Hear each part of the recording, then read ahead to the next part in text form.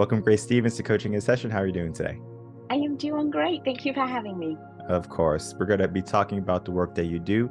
You are an education empowerment coach, and that is what we need in our world today because teachers have it hard. They have to deal with raising kids that are not their own, teaching kids that are not their own, developing leaders that are going to eventually be the leaders that they follow. Teachers have a selfless role. They are the candles that light the way for our children, for the future generations along the way. I know parents sometimes think that teachers are just glorified babysitters, but they are far from that. But we're going to be talking about the work that you do and how you help empower these teachers. But in your own words, can you tell the world who you are, what you do, and how you help them? I am Grace Stevens and I am teacher empowerment coach. Kind of made that up. I'm not sure that that was a role that was out there, but it was definitely a role that was missing. But I was in the classroom for 20 years until just very recently. I did teach pre-pandemic, during pandemic, post-pandemic. It's definitely changed. But I have always focused on helping other teachers have a more positive teaching experience. I really have this kind of, I was a second career teacher. I kind of really came into it with an intentionality, and kids just always want to be a teacher, right? You grew up, you went to school, you ended up, you became the teacher, whatever. But I came to it almost midway through my life, and I really did give a lot of thought to what I wanted to create in a classroom. I went to school, for me, had been like a magical experience, and I wanted to create that for students. And I have this big idea that your energy teaches more than your lesson plans. In what I try and help educators connect with, because this, like you said, all the challenges in education right now, everybody knows it's only getting more challenging, and teachers are burning out, excellent teachers are leaving.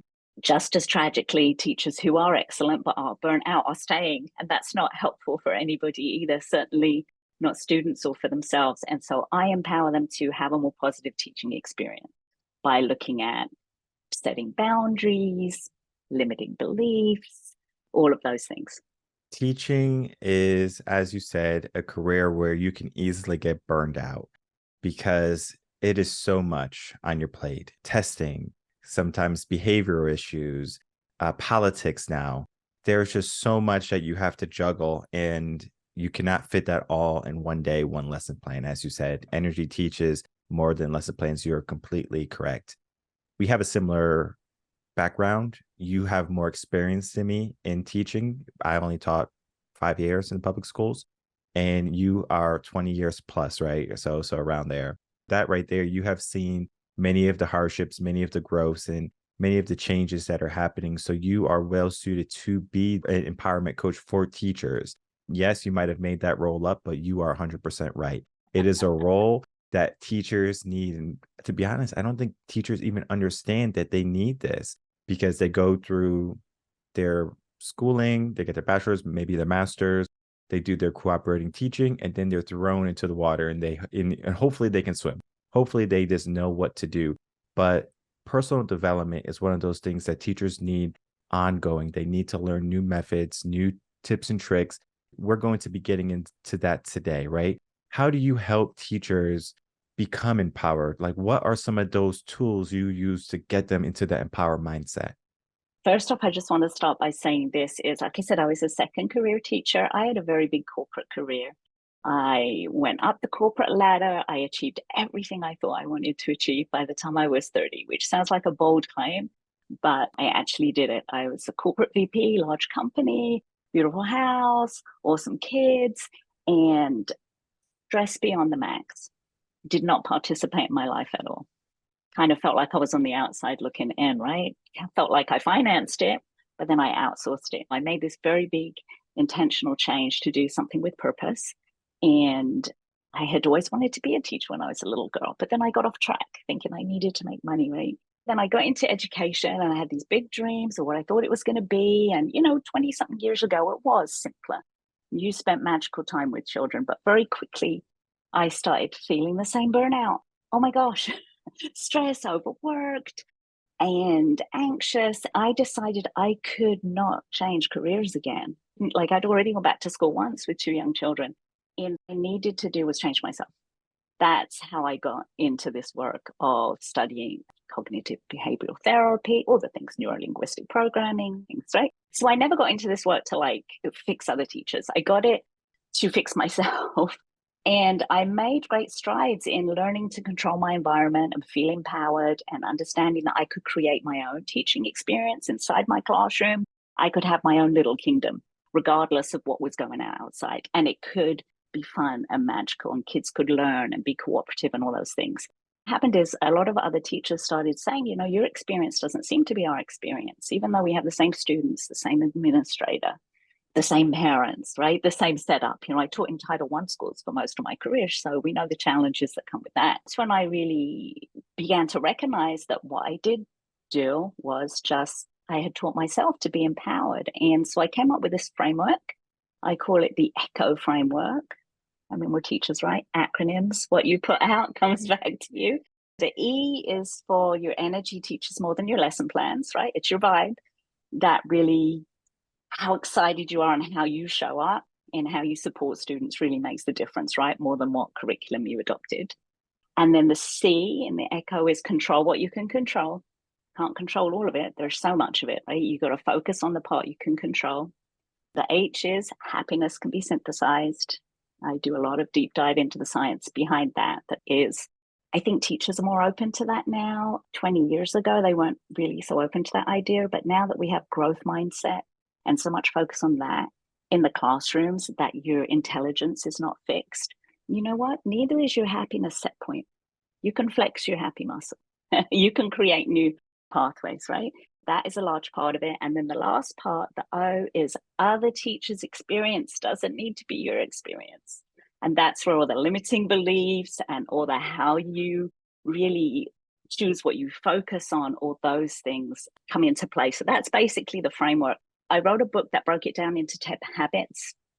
That was about 5 years ago, and really distilled it down even more simpler than that now, because to some people, 10 habits seem like a big one, a lot of things to adopt, but they all basically fall into those 4 areas. When it comes to teaching, it's going to be a unique experience for everybody. When I started teaching, I was actually an accounting major before I even switched into teaching. So I was accounting. I was working at Sikorsky. They built the helicopters, the Black Hawk helicopters for the Army. And I was working there for 2 years.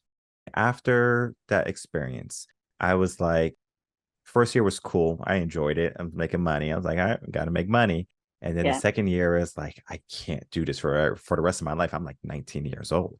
So I was like, all right, I just wasted 2 years of college, basically. So like, let me switch my majors. Let me figure out what I want to do. So I did music as my major.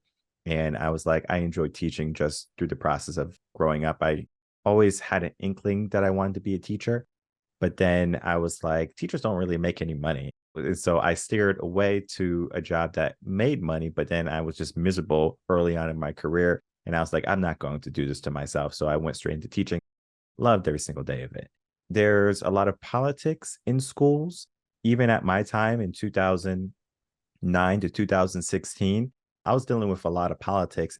I don't know if you have dealt with this, but being a young, Black, handsome man, and I'm not trying to put myself on a pedestal here, it causes a lot of problems because parents, teachers, they look my way. It's like, what is he doing here? I should be doing something different. Even though I had a love for teaching, I had a love for educating children and helping them be better than where they are or were. It was always a stigma on me saying like what is this guy doing? Eventually I found a good school with a strong principal. She could read me saying, you're a good guy. We just had things implemented to keep the door open, common sense things for, I guess, male teachers. It was a different life for me, but I never really had an issue with behavior. I never had an issue with like curriculum, them learning, being better than they were the year before. However, if I look at other teachers in the district, they would struggle. And it was because they couldn't keep up with the times. So they were living in the past, but the kids are thinking in a new mindset today. I wanted to get into a conversation with you because you have so many years of experience, how mindsets and ideologies change throughout the years and how teachers have to be flexible. They're not just keep doing the same thing that they did on day one or year one. And 20 years later, they find that it's not effective. Okay, so first off, I want to say I am so sorry for your experience, and I know it's not unique. And that's really tragic because in education as a whole, certainly we need more males. We need more people of color. We need more positive role models. For children, they need somebody who looks like them. Taught in Title I schools for a long time, and we just did not have enough males, period. And there was a lot of kids, unfortunately, without dads. And we really needed more of that in the schools. And your experience is not alone. And I know that I come from a pretty privileged place that, like, I'm a white middle-aged lady. And I started teaching. I already had a career and I already had kids. So I already kind of had a confidence around me that children minded me, right? Like there's some teachers who you mind and there are some teachers who you don't. It becomes a sport. We all know that, right? When the poor substitute teacher shows up. So anyway, there's that. I just wanted to get that off my chest. And the second thing, yes, definitely. There's a difference between teaching 20 years and teaching the same year 20 times, right? That's not, that when I started, it was all still, I don't know, remember when you went to school, probably, the thematic units. Oh, well, we're doing Ocean Week and you'd get your box off the shelf. It was before the computers, whatever. And then at the beginning of my career, I think mostly scripted curriculum started to come in, where you all had that horrible experience of the curriculum police. I don't know if you ever had that, where everybody in the same grade was supposed to be on the same page on the same day with the same script. Like you could have hired a ventriloquist to have done that. Why did you hire me if I'm just going to read from a script, right? And so many teachers were resistant to that. And many schools didn't know how to let teachers have a middle road. Like it takes a lot mindset shift to think, I teach the standards, not the curriculum, right? I'm not teaching this lesson today because it was the next one in the book. It's because it's what the kids needed. It's the natural progression. Like I find teachers now, we need to be so intentional about what we actually don't do. There's just too much. You can't do it. There's no way. You need to make intentional choices about what you're not going to do, right? I think that schools need a culture, and it begins with the administrator that respects teachers to make those decisions, to not just to teach for the test, but to teach for where the kids are without using all the buzzword. That's one thing I pride myself on. I do the PD that you wish you had, or I wish I had. No jargon, no data-driven instruction, no student outcomes. It's for teachers. How do you as a teacher have a better teaching experience? Because if you have a better teaching experience, guaranteed your students are having a better experience and the student outcomes will be there. But we all know we don't even need to be teachers. There's probably listeners who aren't teachers. Most people went to school. They know the difference between the teacher who's exhausted and resentful and just trying to get through the day, right? And the teacher who's really passionate about what they're doing. And come on, guys, let's just get this done so that we can get to read another chapter of Charlie and the Chocolate Factory, right? Like, hey, like you mess up something, the kids give you a lot of grace. You have fun, you laugh, like I said, there's a whole, I like to say when I close my door, I'm a revolutionary, because out in the whole teaching world and on campus, there's negative things happening and there's a lot of pressure. But when you close your door, you can make that world your world, a community with students. And I think that's the first mindset shift, is to stop being mad. Like it isn't fair and it isn't okay. But at this point, you can make a difference inside your classroom. And that's where it needs to start.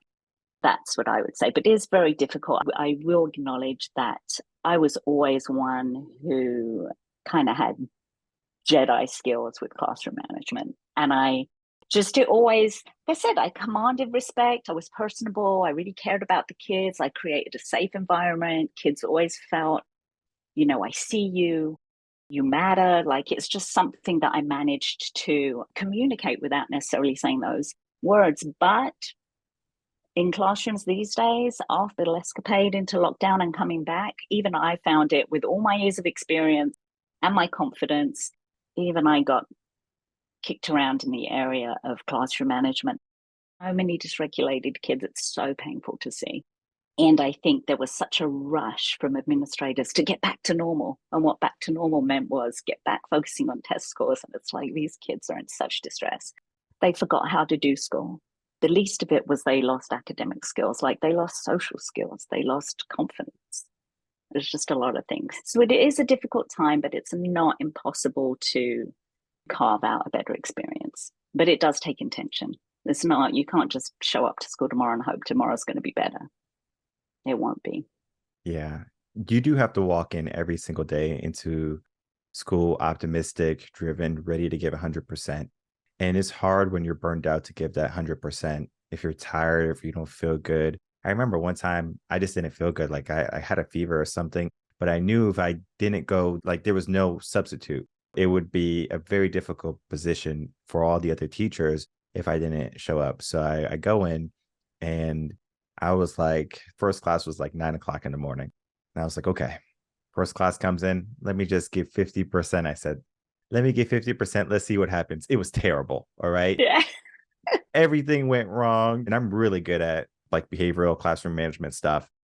And it was just not right because the kids could read me like a book. Oh, he's only doing 50%. I didn't tell him I was doing 50%. It's just like they can feel it the same way they can feel as if you care, as if you appreciate them and that they're just not another kid.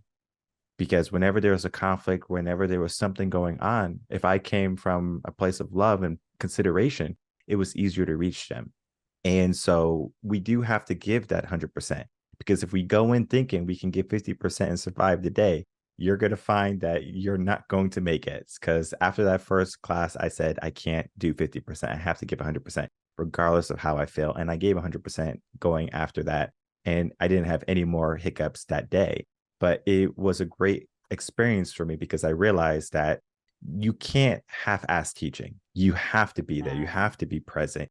You have to be deliberate. And it's very hard when you're just reading a script. Like they know you're reading a script. Like you're just like, all right, this is what we're going to be doing today. They know that's happening. But if you're relatable, if you're there, if you're present, if you are a voice of reason and understanding, those children are going to go leaps and bounds for you. And that is where I think an educator can shine the most if their kids will give them the most and give them everything that they can. Because I also taught swimming for some time. In that process, I found the kids that did the best were the kids who were just in love with the process of swimming and wanting to impress me. When that was correlated to school, the kids who wanted to improve their skills. Because when I went into a broken school where the teacher was actually out for medical reasons for about 2 years. So they didn't have a teacher for 2 years in music. When I went in, they didn't know much. They knew like a couple of things, but everything was off. The tone was off, behavior was off. So the first year was acclimating them to me. The second year was shining like rock stars, like they all were. And when my director came to me the second year, he goes, "What are you doing to these kids? Like from year one to now is night and day difference." And I was like, "We've been getting to work because that is what they want to do. They want to get to work, but you do have to create that environment for them." And the next question I want to ask is, how can a teacher create an environment that promotes healthy learning rather than an environment that just promotes obedient children who are going to sit and listen? Well, that's a really good question because there is your old school teachers, right? Even new teachers coming in, you can't teach if a room is chaos. There does need to be a certain amount of time during the class period where kids are getting to work. I always say you can tell how good a teacher is by who's talking. If the teacher's doing all the talking, they're not a great teacher. If the kids are working and the teacher's going around facilitating, helping, one of the things that made me most proud was when students would help each other. I would give them time and grace to do that. That is really just, you do need a certain amount of compliance. You can't have disrespect happening and disruption. But a silent classroom isn't a classroom where kids are learning. They need to be excited. You need to, wherever possible, like I said, it's not, I always thought it's not my job to teach the curriculum, it's to teach the standards. If a kid needs to be able to demonstrate to me they can do X, Y, and Z, it doesn't need to be 50 questions off in the workbook. Do the first 5, then I know you got it. Then how else can you show me?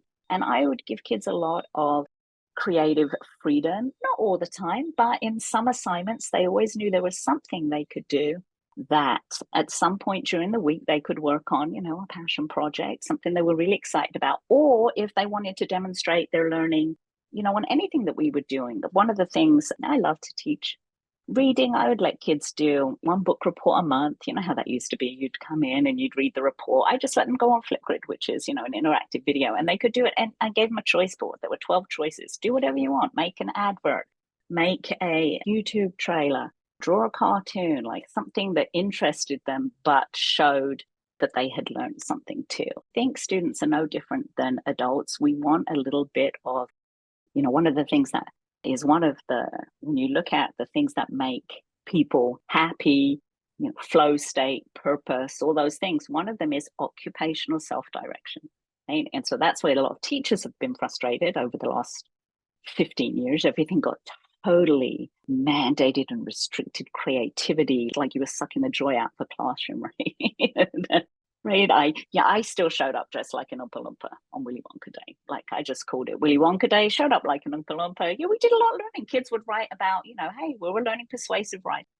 Convince me to make your candy. Like that was something that was exciting to them. But kids need that occupational self-direction just as much as adults, if not more. Otherwise, they're not creative. We need to cultivate this generation of creative problem solvers. And that doesn't come by like memorizing your times tables anymore, when we all know that we got a calculator for that. I think it's giving students as many opportunities to, this, kids, they want a choice and a voice. It's always been that simple. Can't remember the first, probably the Love and Logic people were the first people to come up with saying it that way. But kids want a choice and a voice. And if you can give them both of those, your day will go smoother, because when kids are engaged, they behave better. We know that. It's like, a vicious cycle. They're misbehaving. The teacher gets mad. The teacher's grumpy and it gets worse and worse. Well, there's a virtuous cycle too. Like the happier they are, the more engaged they are, the more relaxed the teacher is, the more fun they're willing to have. And then the day just gets better and better and better, as opposed to that downward spiral. And the teacher needs to have the confidence to, when it is going in that downward spiral, have some tools in their tool belt and the confidence to say, stop. Hey, we're only halfway through the lesson. You know what, guys? Oh, I'm not feeling this. Seems like you're not getting it. Let's do something else for a while. Let's try again tomorrow. And just change the energy in the room, and have, like I said, a tool belt of things that that the kids like to do that only take a couple of minutes, maybe a brain break or a brain boost, or, all the little strategies that we're taught, but to take control. We know when we're teaching, if it's going south, why are you going to keep going south? Like, just stop. Let's read a chapter of a book. Let's do a go noodle. Let's do something to change the energy, and then really the learning can continue, because otherwise they've checked out. They're not learning. It's like beating a dead horse. And that's the worst feeling when you're a teacher. You're just going through the motions, right? You're just dialing it in. Kids don't want that. We don't want that either. So I'm going to ask you a quick question. And just give me the answer, and then we're going to have a conversation. Have you ever been a cooperating teacher, like teaching other students to be teachers? I've been a mentor. Yeah, a mentor teacher. Yeah.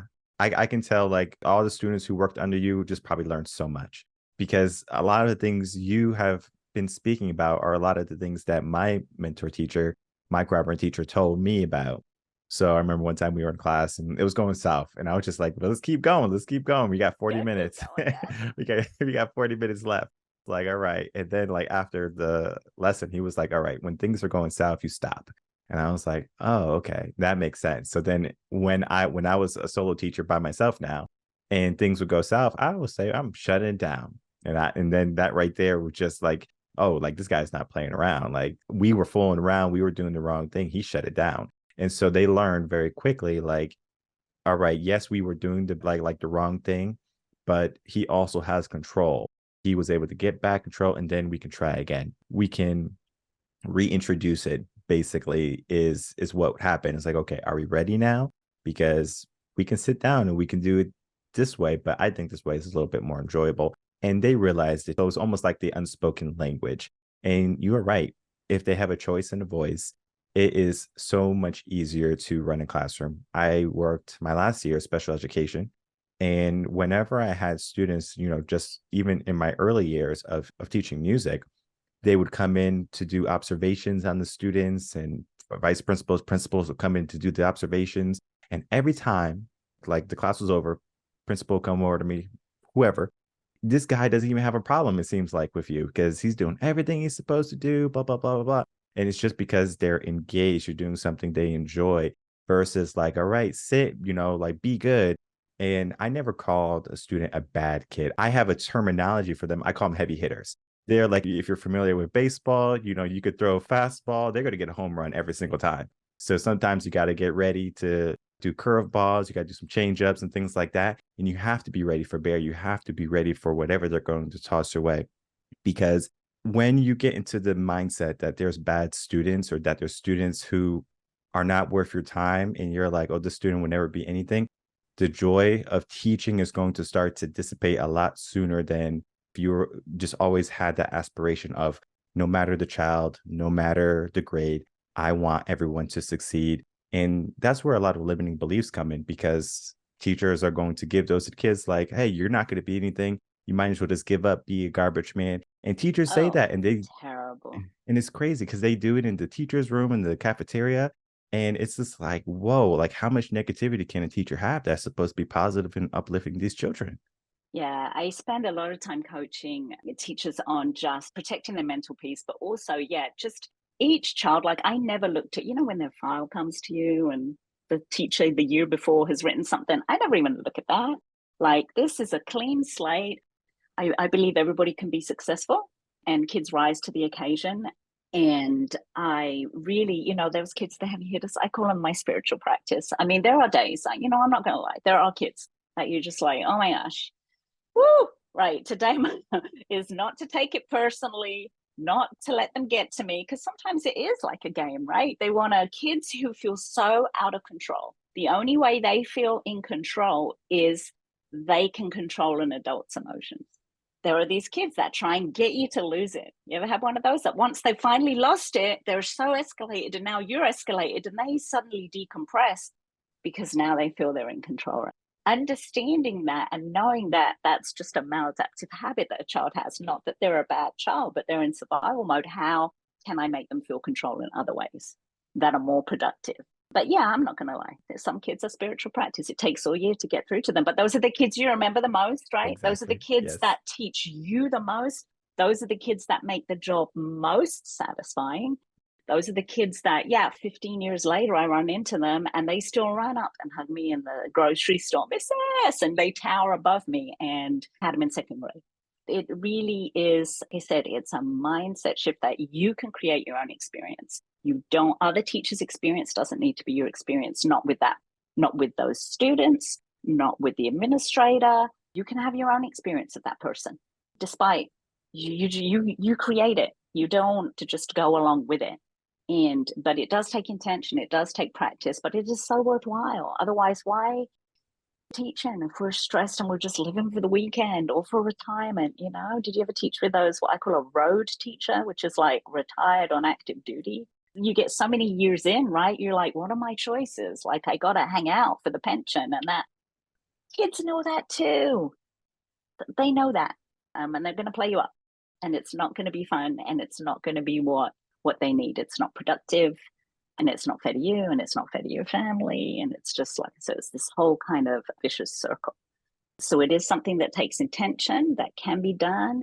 And the one thing I do want to say is, especially as there are so many teachers quitting, and I try to stay off social media for my mental health, but I see a lot of shaming going on good teachers who are leaving. And I think feelings aren't binary. You can be 100% frustrated with education and fed up with the way kids are behaving and still be a good teacher and still love teaching and still know it's your purpose, right? It isn't like, oh, I love teaching or I hate teaching. It's like you love teaching and it's what you should be doing, but you recognize parts of it are challenging, and then try and take control of those parts, but not to think it's all or nothing.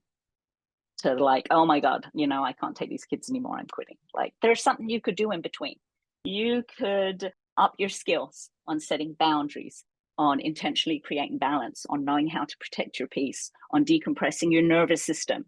Teaching is like an assault on your nervous system, right? There's lots of things teachers could do. And that's where I think focus should be put, not so much just always on test scores and student outcomes. teaching is a magical position, and we learn so much as educators, and the students learn the good teachers, and they can separate the good from the bad, and they're going to remember the good teachers. And it's important for them and for their growth, because that one teacher can change their whole entire outlook, from teachers who said they couldn't do something to teachers who believed in them, who saw their future, who saw their potential. And that's important for children to understand, that they do matter. And our conversation is a conversation that does matter. It's a conversation that everyone should listen to, whether you're a principal, an educator, parent, to understand that our children are someone else's problem. All right. If they're in our class, they are going to be our concern, and we should want the best for them and do the best for them. And as we begin to wrap up, I would love to have you tell the audience where they can find you if they want to reach out to you, and then to share maybe a quick tip or quote for us to walk away with. First off, you can just find me at gracestevens.com, and that's Stevens with a V. gracestevens.com, and there I have courses, I have lots of free resources. In fact, gracestevens.com/happy is a whole video training on the most empowered, least stressed teachers in the world. If you're a teacher, go look at that. I would say one quick tip, and it's for everybody. I want to give a tip for everybody. And it's one of my favorite quotes, actually, from Albert Einstein, who you wouldn't really think would be all about the getting your happy on. But it is the most important decision we need to make in life, is whether we think we live in a friendly or a hostile universe. It really comes down to, do you believe that those kids, those parents, those administrators, those co-workers, do you believe they're out to get you? Or do you believe they're doing the best they can with the skills they got in the situation that they find themselves in? And if you believe that about everybody, you will assume the best intentions, you will extend grace to other people, and you will find that the universe will respond in kind. I think that is probably what I would like to say to people. Make the decision. It's not just a mindset, it's a decision you make. Do you really? I'm going to look for the good stuff, and I'm going to find it. Because if you set your radar to the bad stuff, wow, that's easy to find. But if you want to intentionally set your radar to look for the kids who are on task, to look for the kids who are helping other students, who are worried about their little siblings, did they get their lunch, like all the good stuff, you'll find it. Perfect. And I'll definitely toss all your social medias and all your call to actions in the description box below, so people can easily follow you and learn more about your work, check out your book, and then begin to understand education for what it truly is. Amazing. I want to thank you so much, Grace Stevens, for coming on. Great conversation. Thank you so much.